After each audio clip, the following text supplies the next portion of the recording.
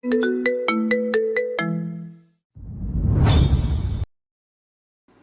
Mile দূরে থাক আমার থেকে। অকস্মাৎ ধাক্কায় পড়তে পড়তেও নিজেকে সামলে নিল মেয়েটা। বড় বড় শ্বাস নিয়ে ভরকানো চিত্তে মানুষটার দিকে তাকাতে গিয়েও দৃষ্টি এলোমেলো হলো। প্রচন্ড আনইজি ফিল হচ্ছে। মানুষটার এমন হঠাৎ কাছে আসা, আবার এভাবে অযত্নে দূরে সরিয়ে দেওয়ার ব্যাপারটা না চাইতেও মনে দাগ কাটল। কোনরূপ কথা ছাড়াই মাথা নুইয়ে বিছানার উদ্দেশ্যে পা বাড়ালো সে। অমনি পুরো বিছানা জুড়ে দুহাত মেলে ধপাস করে বিছানায় গায়ে লিয়ে দিল কিষান। থতমত খেয়ে গেল হুমায়রা। পরপরই শুনতে পেল মানুষটার নিভু নিভু কণ্ঠ। বললাম না দূরে থাকবি আমার থেকে। তোর জন্য আমার জীবনে প্যারা বাড়ছে। সবকিছু তোর জন্য হয়েছে। আমি আপনার থেকে দূরত্ব বজায় রাখলে আপনি খুশি? কিয়ৎক্ষণ কোনো সারা শব্দ পাওয়া গেল না। সময় নিয়ে ভেসে আসলো একটা অতিষ্ঠ কণ্ঠ। জানি না, আমি কিচ্ছু জানি না। মস্তিষ্ক তোকে দূরে ঠেলতে চায়, কিন্তু এই বখাটে মনটা কিছুতেই তোর দূরত্ব মানতে পারে না। অন্তরে ভয়ানক দহন সৃষ্টি করে, বড্ড ভয়ানক। হুমায়রা থমকায়, থমকায় তার অন্তরাত্মা। কিছুক্ষণ বিমূঢ় হয়ে চেয়ে রইল চোখ বুঝে বিড়বিড় করতে থাকা মানুষটার পানে। পরপর নিঃশব্দে বসলো তার শিয়রে। মিহিস্বরে বলল। তাহলে এখন আমি কি করব? আবারও নিস্তব্ধতা নেমে এলো কক্ষে। সহসা নীরবতা চিরে শোনা গেল কৃষানের শক্ত স্বর। দূরে থাক। ঠোঁট উল্টে গেল রমণীর। কি অদ্ভুত কথাবার্তা! মনে হচ্ছে এক মানবের ভিতরেই দুটো সত্তা বিরাজ করছে। না হলে এরকম কথা কেউ কিভাবে বলে?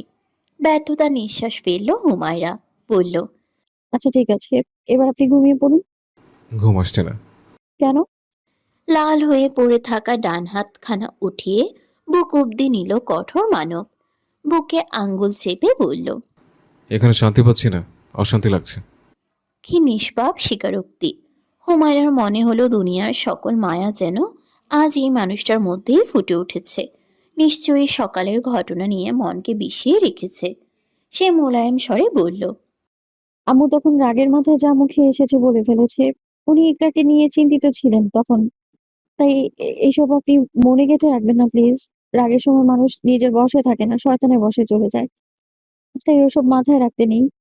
মাথায় রাখতে হয় না, এমনিতেই গেঁথে যায়। এই আমাদের মানব জাতির সবচেয়ে বড় সমস্যা হচ্ছে যেটা আমাদের মনে রাখলে কষ্ট হবে সেটাই আমরা মনে গেঁথে রাখি। তো কি করব? তুই কি করিস? আমি তো যেটা আমাকে কষ্ট দেয় সেটা কখনো মনেই রাখি না। বরং হাজারো কষ্টের ভিড়ে যে এক টুকরো সুখ মিলে সেটা মনে রেখে বাকি কষ্টগুলো মুছে দিই। ক্লান্ত আঁখি যুগল মেনে সরাসরি হুমায়রার উপর তাক করল কৃষান। চোখে চোখ রেখে বলল। তাহলে তোকে হৃদয়ে গেঁথে নেই? ধক করে উঠল মেয়েটার বুক। কথা আটকে গেল গলায়। বহু কষ্টে উচ্চারণ করল। আমাকে? হুম। পরে আবার দুঃখ হয়ে যাবে না তো? ইনশাআল্লাহ কখনোই না। তবে আজ থেকে আমার শূন্য হৃদয়ের একমাত্র পূর্ণতা হিসেবে তোকে গেঁথে নিলাম। দুঃখকে সরিয়ে হৃদয় রাজ্যে শুধু তুই নামক সুখের স্থান দিলাম। এক পশলা ভালো লাগার আবেশে অন্তরাত্মা জুড়িয়ে গেল হুমায়রার। ঠোঁটে ফুটল তৃপ্তির হাসি। তবে তা বেশিক্ষণ টিকল না। আচ্ছা সকাল হতেই সবকিছু ভুলে যাবে না তো মানুষটা? এসব তো নেশার বশে বলছে। সকাল হতেই তো সব ভুলে যাবে। এর আগের বারেও তো কিছুই মনে ছিল না। মুখের হাসিটা অমনিয়ে গায়েব হয়ে গেল। খানিক চুপ থেকে পরক্ষণেই আবার নিজেকে স্বাভাবিক করে নিল। আর যাই হোক, মানুষটার মনে যে তাকে নিয়ে একটু হলেও অনুভূতি সৃষ্টি হয়েছে এইটুকু তো নিশ্চিত। যেহেতু সৃষ্টিকর্তা এই অবধি দিয়েছেন, বাকিটুকুও তিনি সঠিক সময়ে দিয়ে দিবেন। তার ভাবনার মাঝেই সহসা কোলের মধ্যে মাথা রেখে তার কোমর জড়িয়ে ধরল কৃষান।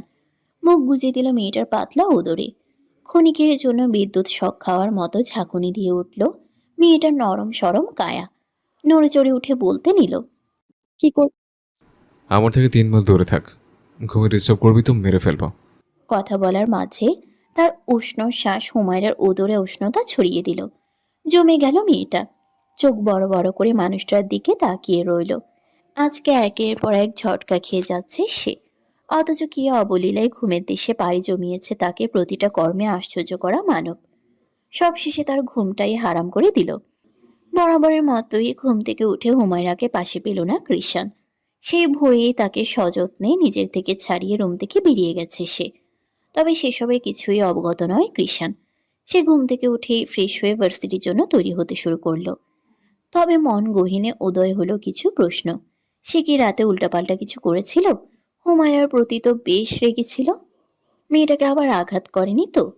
পরক্ষণেই নিজের উপর বিরক্ত হয়ে ভাবলো আঘাত করলে করেছে, সবকিছুর মূলে তো ওই মেয়েই। অবশ্য সবটা তারই দোষ। মেয়েটাকে নিয়ে আজকাল একটু বেশি কনসার্ন হয়ে যাচ্ছে সে। নিজের উপর নিয়ন্ত্রণ হারিয়ে ফেলছে দিন দিন। এখন থেকে একদম মনোযোগ দেয়া যাবে না এর উপর। তার ভাবনার মাঝে মিঠুর জন্য খাবার নিয়ে কক্ষে প্রবেশ করলো হুমায়রা। আর চোখে একবার তাকে পর্যবেক্ষণ করে নিল। পরপর নিজের কাজে মনোযোগ দেওয়ার চেষ্টা চালালো। তবে সেটা আর হয়ে উঠল না হুমায়রার পরিবর্তন দেখে। মেয়েটা আজকে রুমে এসে একটা কথাও বলেনি। প্রতিদিন এসে কিছু না কিছু তো বলেই, নয়তো মুচকি হেসে সালাম দেয়। কিন্তু আজকে কোনো দিক না তাকিয়ে ডিরেক্ট করিডোরে চলে গেছে। ব্যাপারটা লক্ষ্য করতেই ভ্রু কুঁচকে গেল ছেলেটার। কাজের ফাঁকে আবারও অজান্তেই তার সবটুকু মনোযোগ কেড়ে নিল হুমায়রা। মিঠুর খাওয়া শেষ হওয়া অবধি পুরোটা সময় সেখানেই বসে রইল হুমায়রা। একটিবারের জন্য রুমে এলো না। একেবারে মিঠুর খাওয়া শেষ হতে সেখান থেকে বেরিয়ে এলো। যেভাবে এসেছিল ঠিক সেভাবেই কক্ষ ত্যাগ করলো। রুকুচকে তার দিক তাকিয়ে থাকা কৃষাণকে একবার ফিরেও দেখল না। মেয়েটাকে তাকে ইগনোর করলো। আপন মনে বাক্যটা আওড়ালো কৃষাণ। চিন্তিত ভঙ্গিতে কিয়ৎক্ষণ দাঁড়িয়ে থেকে পুনরায় বিন্দাস মুড নিয়ে ফিরে এলো। ভার্সিটির উদ্দেশ্যে রওনা হয়ে ভাব নিয়ে বলল, দূর, ইগনোর করলেই বা তার কি। ক্লাসের বাইরে রেলিংয়ে হেলান দিয়ে দাঁড়িয়ে আছে চার বন্ধু। তন্মধ্যে একজন নির্লিপ্ত চোখে রৌদ্রময় আকাশপানে চেয়ে আছে, আর বাকি তিনজন চেয়ে আছে তার দিকে। আচ্ছা, নূপুরের মাঝে কি নেই তুই বল? ক্লাস টপার, যথেষ্ট সুন্দরী, এমনকি তোকে কাজ করেও খাওয়াবে। অতিষ্ঠ কণ্ঠ অভির। পাক্কা 2.5 বছর ধরে কৃষাণকে ভালোবাসে তাদের ক্লাসমেট নূপুর। একদিন ভার্সিটি আসার সময় ছেলেরা ওকে ডিস্টার্ব করছিল, আর কৃষাণ সেই ছেলেদের ধুলাই দিয়েছিল। এরপর থেকেই কৃষাণের প্রতি তার ভালো লাগা শুরু। তারপর এই ভালো লাগা থেকে একসময় কৃষাণকে ভালোবেসে ফেলেছে সে। সাহস করে একবার সরাসরি নিজের মনের কথাও জানিয়েছিল। তবে কৃষাণের রাম ধমকে পুনরায় আর সামনে আসার সুযোগ পায়নি। কিন্তু এখনো মাঝে মাঝে তার বন্ধুদের কাছে বলে। আজকেও অভিকে বলেছে। আর সেই নিয়েই কৃষাণের সাথে ভার্সিটি আসার পর থেকেই ঘ্যান ঘ্যান করে যাচ্ছে। অথচ যার সাথে কথা বলছে সে একেবারে নির্জীব। তার মস্তিষ্কে ঘুরছে অন্য কিছু। বারবার মানসপটে হুমায়রার এড়িয়ে চলার দৃশ্য ভেসে উঠছে। ভাই, আমাকে যদি এভাবে কেউ ভালোবাসতো, আমি তো কবেই জান প্রাণ দিয়ে দিতাম ওই মেয়েকে। আর তুই কি নেই ওর মাঝে? বড্ড আফসোসের কণ্ঠ সাইফুলের। মেজাজ খারাপ হলো কৃষাণের। ঘাড় গড়িয়ে শক্ত চোখে তাদের একবার দেখে নিল। উত্তর করল, ওর মাঝে দুনিয়ার সব থাকলেও আমার মাঝে ওর জন্য ভালোবাসা নেই। সুতরাং আরেকবার এসব নিয়ে কথা বলবি তো শরীরের হাতটি একটাও সোজা থাকবে না। এ বেলায় এসে চুপসে গেল ছেলেগুলো। মনে মনে কৃষাণের 14 গোষ্ঠী উদ্ধার করতে লাগলো। তবে মুখে কিছুই বলল না। কিয়ৎক্ষণ নীরব থেকে রবি মুখ খুলল। আচ্ছা, তুই একটা প্রেম করলে কি হয়? একটা করেই দেখ না। বন্ধুর সেই একই বাসি বাক্য শুনে আর উত্তর করার প্রয়োজন বোধ করল না কৃষাণ। কিছুটা সময় কাটানোর পর সহসা বন্ধুদের এড়িয়ে সামনে পা বাড়ালো সে।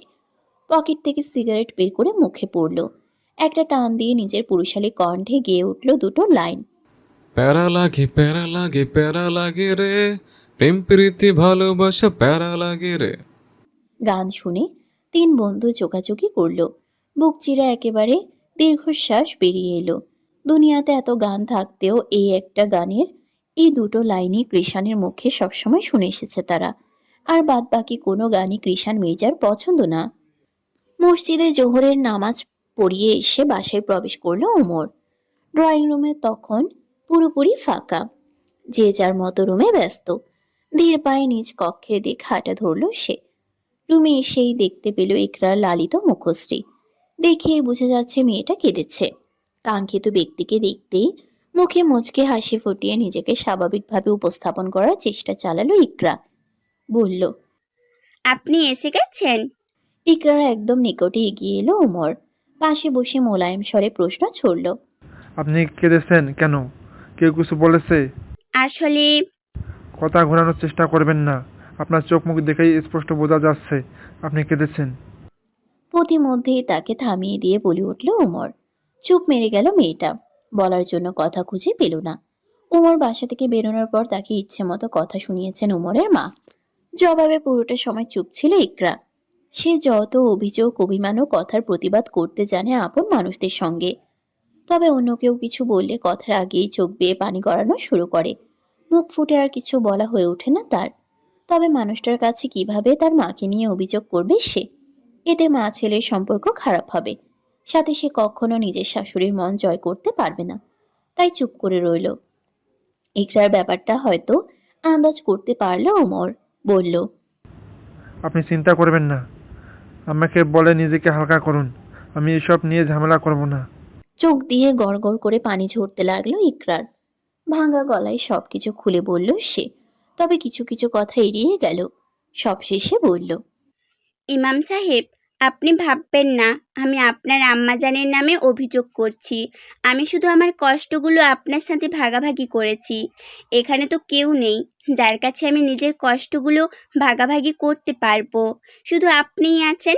আপনি আমাকে সময় দিন, ইনশাআল্লাহ আমি সবার মন জয় করে নিব।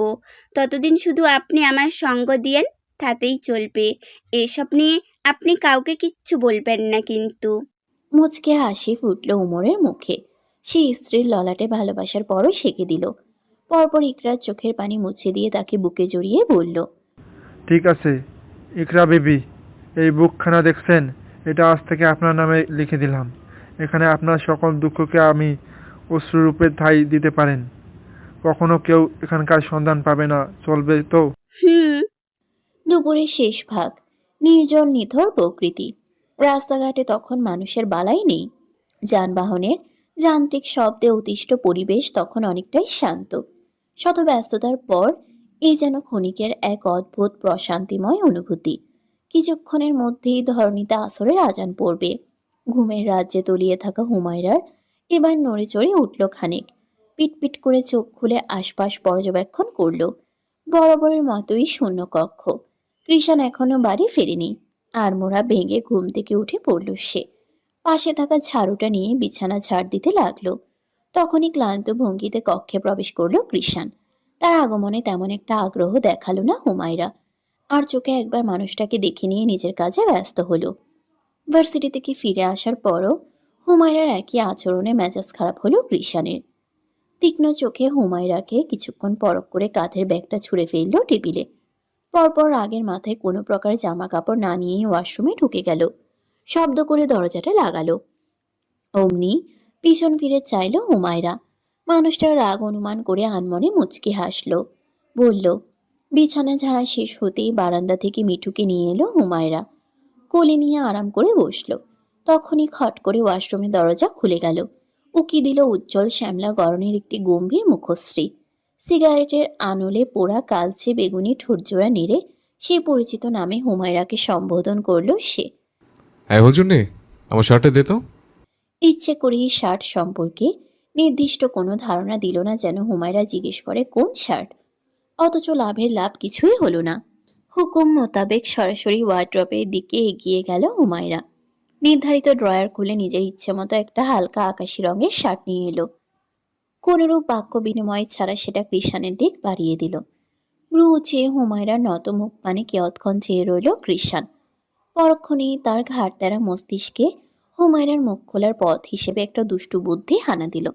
সে হুমায়রার আনা শার্টটাকে প্রত্যাখ্যান করে বলল, এটা না। তার কথায় কোনো প্রশ্নহীন ওয়ার্ড্রপ থেকে গিয়ে আরো দুটো শার্ট এনে সামনে ধরল হুমায়রা। ফের একই বাক্য উচ্চারণ করল কৃষাণ। এগুলোও না। এবারও নির্বাক চিত্তে ফিরে চলল হুমায়রা। ড্রয়ারে থাকা অগণিত শার্টের মধ্যে যতগুলো পারল দুহাত ভরে নিয়ে এলো। তবুও কৃষাণের সাথে কথা বলল না। মেয়েটার কাণ্ড দেখে এবেলায় এসে অধৈর্য হয়ে গেল কৃষাণ। কথা নেই বার্তা নেই সহসা হুমায়রার হাত থেকে সবগুলো শার্ট নিয়ে বিছানায় ছুঁড়ে ফেলল।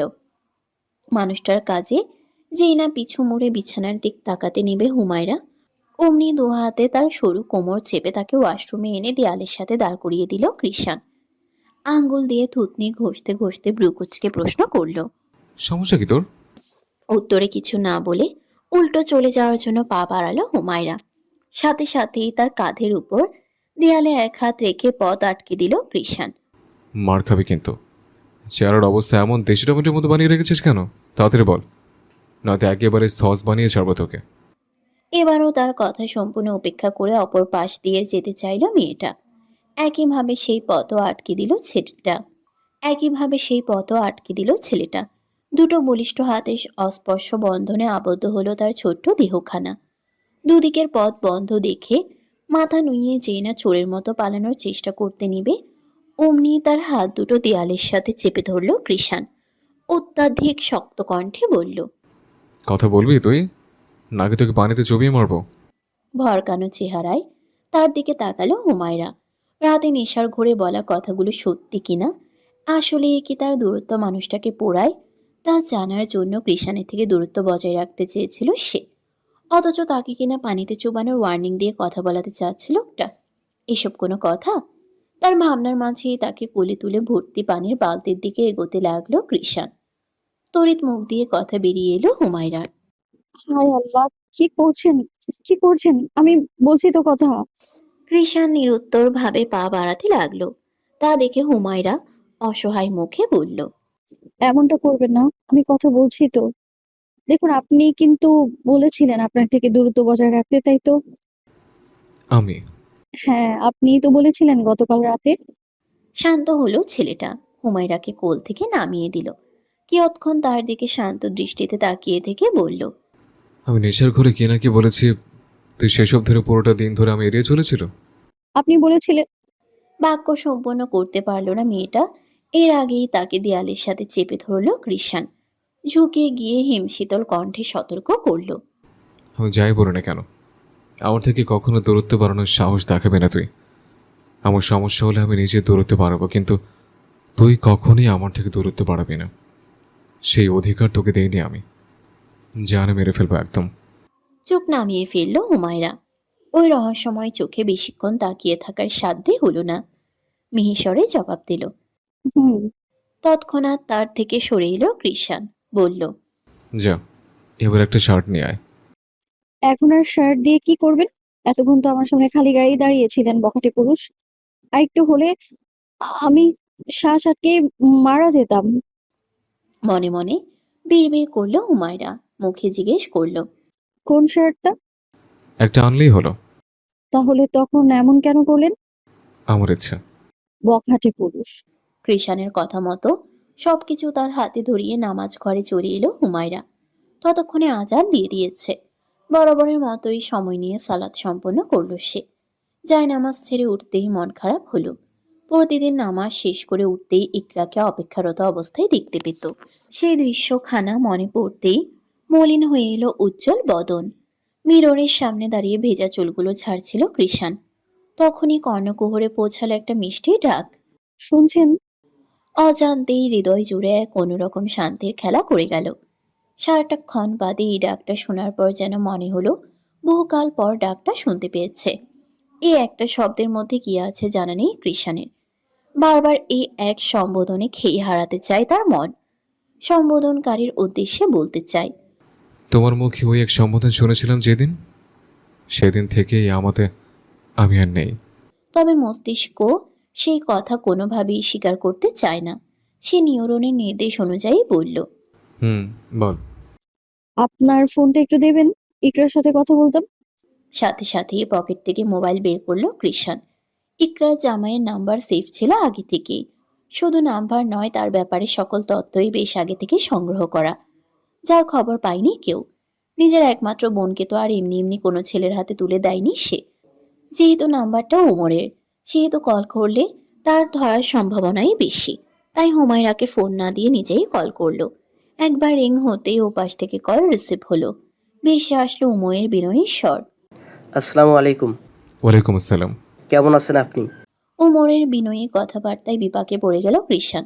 সে তো কখনো কোনো ছেলেকে তুই ছাড়া অন্য শব্দে সম্বোধন করে না, কিন্তু উমরের আপনি শব্দের পরিপ্রেক্ষিতে তুই বলতে গিয়ে বিপত্তি বাঁধল। ওই দিন রাগের মাথায় তো বলে ফেলেছিল, তবে এখন ব্যাপারটা ভিন্ন। আর এমনিতেও ওমর তার থেকে 2-1 বছরের বড় হবে। সে কিছুক্ষণ চিন্তা ভাবনা করে উত্তর দিল, বিন্দাস আছে। তা আমার বোনের জামের অবস্থা কেমন? আলহামদুলিল্লাহ। বোন কোথায়? এখানেই আছে দিচ্ছি। বলেই ইকরার দিকে ফোন বাড়িয়ে দিল ওমর। ফোন নিয়ে ভাইয়ার উদ্দেশ্যে সালাম চুকলো ইকরা। কৃষাণ স্বাভাবিকভাবে সালামের উত্তর নিল। পরপর হুমায়রার দিকে ফোন বাড়িয়ে দিয়ে বলল, তোর বান্ধবীর সাথে কথা বল। আসসালামু আলাইকুম। কেমন আছিস সখী আমার? প্রিয় সখীর কণ্ঠ কানে পৌঁছাতেই ভিতরটা ভীষণ কষ্টে মুচড়ে উঠল ইকরার। সে নিজেকে স্বাভাবিক রাখার চেষ্টা চালিয়ে বলল, আলহামদুলিল্লাহ ভালো। তুই কেমন আছিস? আমিও আলহামদুলিল্লাহ ভালো আছি। তো ওই বাড়িতে কেমন কাটছে সময়? সবকিছু ঠিকঠাক আছে তো? হুম, সবকিছু ঠিক আছে, তবে তোদের কথা বড্ড মনে পড়ে। প্রথম প্রথম একটু এমন লাগবেই আমার প্রিয় সখী। আস্তে আস্তে সব ঠিক হয়ে যাবে। একসময় ওটাকেই নিজের বাড়ি বলে মনে হবে। হুম, বুঝেছি। ওখানে কেউ কিছু বলেছে তোকে? আরে তেমন কিছু না, এমনিতে সবাই একটু রেগে আছে। রাগ ঝরে গেলে ঠিক হয়ে যাবে। আর যে যাই বলুক, যার জন্য এই বাড়িতে এসেছি সে ঠিক থাকলেই হলো। হুম, স্বামী ঠিক তো দুনিয়া ঠিক। স্বামী পাশে না থাকলে সব শেষ। তা ভাইয়ার অবস্থা কি? ভাইয়া কি এখনো? তোমার ভাইয়ার মতিগতি বোঝা বড্ড মুশকিল সখী। সে নিজেকে বোঝার মতো করে কখনোই প্রকাশ করে না। তবে তার উন্নতি হচ্ছে এটুকু বুঝতে পেরেছি। ইনশাল্লাহ, আমার তোর দোয়া আর ধৈর্যের ফল সৃষ্টিকর্তা খুব শীঘ্রই দিবেন। ইনশাআল্লাহ। আরও কিছুক্ষণ কথা বলে কল কাটা হলো। অর্থাৎ পুরোটা বিকেল যাদের একসাথে কাটতো তারা আজ ক্ষণিকের কথোপকথনের মাধ্যমেই দিন কাটানো শুরু করলো। তিমির বিদায়ের আগমনে সূচিত হলো এক নতুন দিনের। আজকের দিনটা অন্যান্য দিনের তুলনায় একটু বেশিই বিশেষ। ধরনের প্রতিটি প্রান্তের মুসলিমদের মাঝে আজ এক অদৃশ্য খুশির আমেজ। বছর ঘুরে আবারও মাহে রমজানের আগমনে সকলের হৃদয় রাজ্যে কাজ করছে অন্যরকম এক ভালো লাগা। ঘরে ঘরে স্বাদ অনুযায়ী রাধা হচ্ছে বিভিন্ন সুস্বাদু খাবার। খাবারের গন্ধে মোমো করছে চারিপাশ। সবকিছু মিলিয়ে প্রকৃতির বাঁকে বাঁকে যেন ছড়িয়ে পড়েছে রমাদানের আগমন বার্তা। বিকেলের শেষ দিকে রান্নাঘরে এসে শাশুড়ির আদেশ মোতাবেক সাহারির জন্য রান্না বসিয়েছে হুমায়রা। মুখের অবস্থা মলিন। একটু আগে শাশুড়ির থেকে জানতে পেরেছে কৃষাণ রোজা রাখে না। কথাটা প্রত্যাশিত হলেও কেন যেন মেনে নিতে পারছে না সে। বারবার মনে বিষাদের ছায়া নেমে আসছে।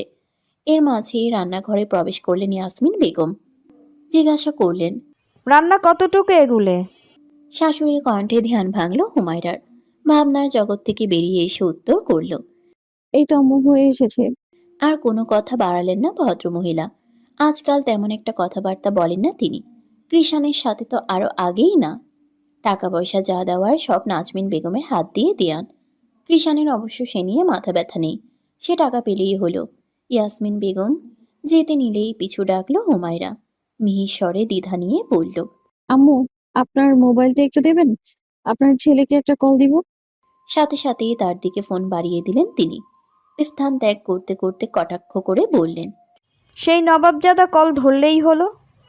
সুদীর্ঘ একটা খালি মাঠের মধ্যে আজ ছেলেদের ফুটবল খেলার জো লেগেছে। কিছুদিনের অবসরে মাটিতে জেগে ওঠা ছোট ছোট ঘাসগুলো তরুণদের শক্ত পদযুগলের ভারে পুরো নেতিয়ে পড়েছে। আশেপাশে ভিড় জমেছে অসংখ্য মানুষের। সবার নজর ছুটতে থাকা যুবকদের পানে। আজকাল সহজে খেলার মাঠে তাদের দেখা মেলে না। যে যার মতো এদিক সেদিক সময় কাটানোয় ব্যস্ত থাকে। তাই যখন তাদের দেখা মিলে তখন তা বেশ উপভোগ করেই দেখেন এলাকার লোকজন। সহসা খেলার মাঝে থেমে গেল সবচেয়ে আকর্ষণীয় দেহের অধিকারী যুবকটি। সকলের উৎসুক দৃষ্টি নিবদ্ধ হলো তার উপরেই। দেখলো একটু দূর থেকে ছেলেটির বয়সী আরেকটি ছেলে তাকে ডাকছে। বন্ধু হবে হয়তো। এই কৃষাণ, আন্টির নাম্বার থেকে বারবার কল আসছে। এদিকে আয় মামা। এই নিয়ে 3বার তাকে ডেকেছে রবি। মাঠ ভর্তি মানুষের মাঝে রবির এমন উচ্চ শব্দে না চাইতেও এবার সেদিকে এগিয়ে গেল কৃষাণ। ধমকে বলল, এই লাফাঙ্কা, আস্তে চেঁচাতে পারিস না? জোরে চেঁচিয়ে তোকে পাই না, আর আস্তে চেঁচালে তো হলোই। বলেই কৃষাণের দিক ফোনটা এগিয়ে দিতে নিল। তখনই স্ক্রিনে ভেসে উঠল একটি অপ্রত্যাশিত মেসেজ। শুনছেন? একটু ফোনটা ধরুন না। একটা কথা ছিল আপনার সাথে। রবির যেন মনে হলো সে ভুল কিছু দেখছে। হাত নিয়ে চোখগুলো কষলে আবারও ফোনের স্ক্রিনে তাকালো। তখনও একই লেখায় তার বিস্মিত মণিজোড়া আটকালো। ভ্রু গুটিয়ে গেল ছেলেটার। মার্বেলের আকার ধারণ করা চোখজোড়া বন্ধুর উপর নিক্ষেপ করে বলল, এই শুনছেনটা আবার কে রে?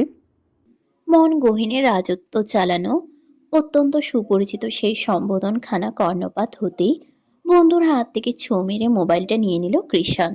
বলল, আমার ফোন ধরার অনুমতি কে দিয়েছে তোকে? অনুমতি আবার কোন ডিকশনারি শব্দ? এটা কোথায় ব্যবহার করে? চোখ ছোট ছোট করে উত্তর করলো রবি। কথা শুনে তাকে সপাটে একটা লাথি বসাতে যাবে অমনি ফোনটা আবারও বেজে উঠল কৃষাণের। স্ক্রিনে চোখ পড়তেই নিজেকে দমিয়ে নিল। রবির কোলে থাকা নিজের শার্টটা নিয়ে এক হাতে কলারটা ধরে পিঠ পিছে ঝুলিয়ে উল্টো ঘুরে হাঁটা ধরল। তার এমন হুট করে চলে যাওয়া দেখে পেছন থেকে সব ছেলেগুলো চিল্লিয়ে উঠল। কিরে কিষান, খেলার মাঝখান থেকে কোথায় যাচ্ছিস? আমার শুরু, মাঝখান, শেষ, সব কিছু যেখানে সীমাবদ্ধ সেখানেই যাচ্ছে। শোরগোলে মেতে থাকা পরিবেশে মুহূর্তেই নীরবতা নেমে এলো। সবগুলো হতবিহ্বল চোখ চেয়ে রইল কৃষাণের যাওয়ার পথে। পরপর কৃষাণের কথার মর্মার্থ বুঝতে না পেরে একে অপরের দিকে প্রশ্নসূচক দৃষ্টিতে তাকালো। সেদিকে বিন্দুমাত্র তোয়াক্কা করল না কৃষাণ মির্জা। যেন ফোনের ওপাশের ব্যক্তি ব্যতীত আশেপাশে সবকিছুই তার নিকট বৃথা। গুনে গুনে 3বার কল করার পরও যখন ওপাশ থেকে কোনো রেসপন্স পাওয়া গেল না, তখন ব্যর্থ মুখে মোবাইল নিয়ে হাঁটা ধরল হুমায়রা। উদ্দেশ্য শাশুড়িকে মোবাইল ফেরত দিয়ে আসবে। তখনই ফোনের স্ক্রিনে জলজল করে উঠল কাঙ্ক্ষিত পুরুষের নাম্বার। এক চিলতে হাসিতে প্রসারিত হলো রমণীর ঠোঁট। ফোন রিসিভ করে মিষ্টি কণ্ঠে সালাম দিল। স্বাভাবিক স্বরে সালামের জবাব দিল কৃষাণ। পরপর গম্ভীর গলায় প্রশ্ন ছুড়ল, কি বলবে? আপনি রাতের খাবারে কি খান? অনেক কিছুই খাই, সেটা জেনে তোর কি লাভ? আসলে আজকে আমার ঘরের খাবার খেতে ইচ্ছে করছে না। আপনি যা খান আমার জন্যও নিয়ে আসবেন। হুমায়রার থেকে আবদারটা শোনার জন্য হয়তো মোটেও প্রস্তুত ছিল না ওপাশের মানব। ক্ষণ খালের জন্য নীরব হয়ে গেল সে। কিয়ৎক্ষণ চুপ থেকে কোনরূপ বাড়তি শব্দ ব্যবহার না করেই বলল, আচ্ছা, আনবো। মানুষটার এত সহজে মেনে নেওয়া দেখে বেশ অবাক হলো হুমায়রা। সে কল্পনাতেও ভাবেনি মাত্র এক বাক্যেই কৃষাণ তার আবদার পূরণে রাজি হয়ে যাবে। কিছুক্ষণ অবাক চোখে ফোনের দিক তাকিয়ে স্বামীর প্রতি সন্তুষ্টি প্রকাশ করে বলল, শুক্রিয়া। হুম, এবার ফোন রাখ। কথা বাড়ালো না হুমায়রা। সালাম দিয়ে কল কেটে দিল। সত্যি করে বল, এই শুনছেনের পেছনে কোন মহিলা যার ফোন আসতেই তুই উদা হয়ে গেলি? কোন চিপায় গিয়ে কথা সেরে এসেছিস? আমি কোনো চিপায় যাইনি, মাঠের অতীতটাতেই ছিলাম, তোরাই খুঁজে পাস নাই। চায়ের কাপে চুমুক দিতে দিতে ভাবলেশহীনভাবে রবির প্রশ্নের উত্তর করল কৃষাণ। তখন হুমায়রার সাথে কথা শেষ করে সরাসরি নিজেদের পরিচিত আড্ডাশালায় চলে এসেছে সে। অন্যদিকে তাকে নাকি হন্য হয়ে খুঁজেছে রবি, অভি ও সাইফুল। তুই যেখানে ছিলি এখন এই শুনছেনটা কে সেটা বল। আরেকবার মুখে নেবে না শব্দটা। কেন নিলে কি করবি তুই? ঘাড় ঘুরিয়ে শান্ত দৃষ্টিতে তাকালো কৃষাণ। শেষ। অমনি মেয়ে গেল ছেলেগুলো। সাইফুল মেখে অভিমান দেখিয়ে বলল, দেখ, বলতে হবে না আমাদের, তুই লুকিয়ে লুকিয়ে প্রেম করে যা। আমরা তোর কে, যে আমাদের বলবি? সাথে বাকিরাও দুঃখ প্রকাশ করে সাই জানালো। বন্ধুদের নাটকে মোটেও করল না কৃষাণ। উল্টো আগের চেয়েও শক্ত কণ্ঠে জবাব দিল, যেদিন আমার মনে হবে নিজের সব নিয়মের বাইরে গিয়ে আমি সত্যিই কাউকে ভালোবেসে ফেলেছি, সেদিন এমনিতেই সব জেনে যাবে। মতলব কুছ তো হে না মামা। জানি না। দীর্ঘশ্বাস ফেলল 3 বন্ধু। বুঝতে পারল কৃষাণের সাথে কথা বাড়িয়ে লাভ নেই। অগত্যা এই টপিক বাদ দিয়ে দিল। আশাই রইল সেদিনের, যেদিন এলাকার নামকরা বখাটে কৃষাণ কারো প্রেমে পড়বে। ঘড়িতে তখন রাত 10টার কাছাকাছি। বিছানায় বসে বসে বিভিন্ন দোয়া জপছে হুমায়রা। মাত্রই এশার ও তারাবি নামাজ আদায় করে রুমে এসেছে সে। শরীরটা ক্লান্ত লাগছে, তবে ঘুমিয়ে যাওয়ার সংখ্যায় বিছানায় গা এলাচ্ছে না। মানুষটা আসা অবধি যেভাবেই হোক জেগে থাকতে হবে তাকে। মিনিট 5 যেতেই দরজা খুলে নিঃশব্দে প্রবেশ করতে দেখা গেল কাঙ্ক্ষিত মানুষটাকে। তাকে দেখতেই সোজা হয়ে বসলো মেয়েটা। এর মাঝে তার নিকটে গিয়ে এলো কৃষাণ। বড়সড় একটা খাবারের প্যাকেট ধরিয়ে দিল হুমায়রার হাতে। খাবার দেখে মনে হচ্ছে 3জন খেয়েও শেষ করতে পারবে না। প্যাকেটের দিক ভ্রুকুচকে তাকিয়ে রইল রমণী। পরপর তাকালো স্বামীর পানে, বলল, এতগুলো খাবার? তুই খাবি? আমার তো মনে হচ্ছে ঘরের সবাই খেতে পারবে যে পরিমাণ খাবার এনেছেন আপনি। বেশি কথা বলবি না। তুই আমাকে পরিমাণ বলিস নি কোনো, এখন মুখ বন্ধ রাখবি। সরু চোখে কিছুক্ষণ মানুষটার দিক তাকিয়ে রইল হুমায়রা। পরপর বলল, আপনি নাকি রোজা রাখেন না? না, কেন? পারি না। চেষ্টা করেছেন কখনো? হুম, ছোটবেলা। এখন চেষ্টা করে দেখুন, ইনশাআল্লাহ থাকতে পারবেন। হুমায়রার দিক পূর্ণ দৃষ্টি নিক্ষেপ করলো কৃষাণ। সহসা বিদ্রুপের হাসি দিয়ে বলে উঠল, এখন আমার মতো বখাটে রোজা রাখলে মানুষ আসবে, বলবে সারা বছর মদ গাছে খেয়ে এখন এসছে সাধু সাজতে। আপনি বুঝি মানুষের কথায়ও কান দেন? ওদের ধরে কে? আর এমনিতেই কখনো নামাজ কালাম আদায় করি না, রোজা রেখে কী লাভ? এসব তো ওদের জন্য।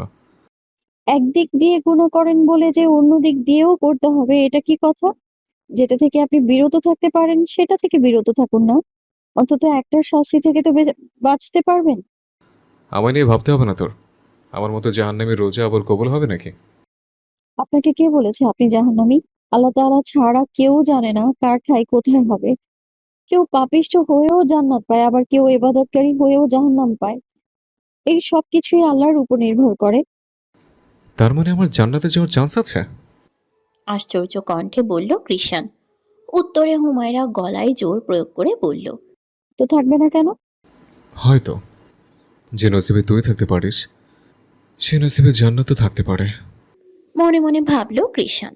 পরক্ষণে আবার নফসের খেলায় মজে গিয়ে গাছাড়া ভাব নিয়ে বলল, যাই হোক, এসব আমার কাজ না, আমার দ্বারা হবে না। মুখ কালো হলো হুমায়রার, তবে দমল না রমণী। কণ্ঠে আশ্চর্য ভাব মিশিয়ে বলল, বখাটে পুরুষরা বুঝি এত অকৃতজ্ঞ হয়? আমি অকৃতজ্ঞ তোকে কে বলছে? মার খাবি কিন্তু। অকৃতজ্ঞ নয় তো কি? যে আপনাকে এত সুন্দর একটা জীবন দান করলো, যার জন্য আপনি এমন বিন্দাস একটা জীবন কাটাতে পারছেন। প্রতিটা কদমে কদমে যে সৃষ্টিকর্তা আপনার সুবিধার জন্য এত কিছু সৃষ্টি করে দিয়েছেন, এত কিছু পাওয়ার পরেও তার সন্তুষ্টির জন্য এটুকু করতে পারবেন না? হুমায়রার কথায় জীবনের সকল পাওয়া না পাওয়ার গল্প মস্তিষ্কে জাগ্রত হলো কৃষাণের। প্রথমেই দেখা মিলল প্রাপ্তির অধ্যায় জুড়ে রাজত্ব চালানো এক স্নিগ্ধ রমণীর, যার মায়াবী মুখখানা তার চোখের সামনেই দৃশ্যমান। কৃষাণের মনে হলো এক জীবনে এই একটা পাওয়াই যেন তার রবের প্রতি জনমভর শুক্রিয়া আদায়ের চেয়েও বড়। সে আনমনেই বিড়বিড় করল, যে সৃষ্টিকর্তা আমার মতো অধমের নসিবে তোকে লিখে দিয়েছে, তার সন্তুষ্টির জন্য এটুকু তো করাই যায়। আচ্ছা, রাখবো রোজা, এখন যা এখান থেকে। নিজের কাছে সফল হয়ে তৃপ্তির হাসি ফুটল হুমায়রার মুখে। সে খাবারের প্যাকেট নিয়ে উঠে দাঁড়ালো, হাঁটা ধরে বলল, আচ্ছা, এইবার তাহলে আমি খাবারগুলো ফ্রিজে রেখে আসি। ফ্রিজে কেন? তুই খাবি না? আরে এগুলো আপনার জন্যই। আমি তো কোন বেলায় খেয়ে নিয়েছি। আপনি তো ঘরের খাবার খান না, তাই আনতে বলেছিলাম। আমার নাম বলেছিলাম কারণ আসল কথা বললে আপনি আমায় মোবাইলের ভেতর থেকেই উড়িয়ে দিতেন। বড্ড বার বেড়েছিস আজকাল। ক্রিশ্চিয়ান মির্জাকে বোকা বানানো না, একবার ধরলে। মেরে একেবারে তন্দুরি বানিয়ে ফেলবেন জানি আমি। তবে আপনাকে দেখলে আজকাল আমার মনে ভয় কাজ করে না, বরং প্রতিমধ্যেই থেমে গেল সে। অসম্পূর্ণ বাক্যখানা অনুসরণ করে কৃষাণ বলল, বরং? কিছুক্ষণ কি যেন ভাবল হুমায়রা, পরপর ক্রস্ত পায়ে একেবারে দরজার নিকট চলে এলো। মানুষটার কুচকানো চোখের দিকে তাকিয়ে বলল, আগামীকাল ইফতারের পর বলবো। কথা শেষ করতে দেরি অথচ কেটে পড়তে দেরি করলো না মেয়েটা। সেদিকে ভরকানো চিত্তে পলক্ষীন তাকিয়ে রইল কৃষাণ। পরক্ষণেই উচ্চ কণ্ঠে হুমকি দিল, তোর খবর আছে হুজুর নেই?